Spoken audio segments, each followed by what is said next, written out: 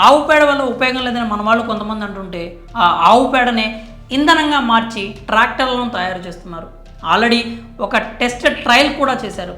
వ్యవసాయ భూముల్లో దున్నడానికి ట్రాక్టర్ల అవసరం ఎంతగానో ఉంది. దుక్కి దున్నడం, దమ్ము చేయడం వంటి పనులకు ఇప్పుడందరూ ట్రాక్టర్లనే వాడుతున్నారు. ఒకప్పుడంటే ఎద్దులను ఉపయోగించేవారు. టెక్నాలజీ పెరిగాక అందరూ ట్రాక్టర్లనే వాడుతున్నారు.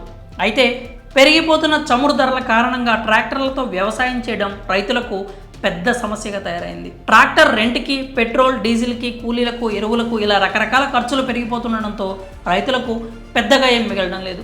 దీంతో రైతులకు ప్రధాన సమస్య అయినటువంటి పెట్రోల్, డీజిల్కి ప్రత్యామ్నాయ మార్గాన్ని కనుగొన్నారు శాస్త్రవేత్తలు. సొంత పొలాల్లో పశువుల దొడ్లలో దొరికే ఆవు పేడతోనే ట్రాక్టర్ని నడిచేలా ప్రయోగం చేసి సక్సెస్ అయ్యారు. ప్రపంచంలోనే ఆవు పేడతో నడిచే తొలి ట్రాక్టర్ని ఇటలీ దేశానికి చెందినటువంటి న్యూ హాలాండ్ అగ్రికల్చర్ అనే వ్యవసాయ యంత్రాలను తయారు చేసే కంపెనీ తయారు చేసింది.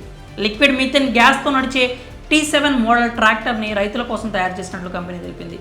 వ్యవసాయ క్షేత్రంలో దొరికే ఆవు పేడతో 270 bhpతో ట్రాక్టర్ నడుస్తుందని, స్టాండర్డ్ డీజిల్తో నడిచే ట్రాక్టర్ల కంటే అద్భుతంగా నడుస్తుందని కంపెనీ వెల్లడించింది. పొలం ఆధారంగా కనీసం 100 ఆవుల మంద నుంచి సేకరించిన పేడను బయోమీథేన్ స్టోరేజ్ యూనిట్స్ ద్వారా ట్రాక్టర్ పనిచేస్తుందని కంపెనీ వెల్లడించింది.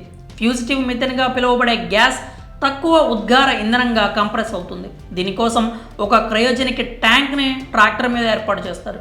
ఇది 162 డిగ్రీల ఉష్ణోగ్రతతో బయోమీథేన్ గ్యాస్ను ద్రవ రూపంలో ఉండేలా చేస్తుంది. దీనివల్ల ట్రాక్టర్ డీజిల్ వాహనం కంటే ఎక్కువ పనిచేయడమే కాకుండా బయోమీథేన్ గ్యాస్ని ఆదా చేస్తుంది.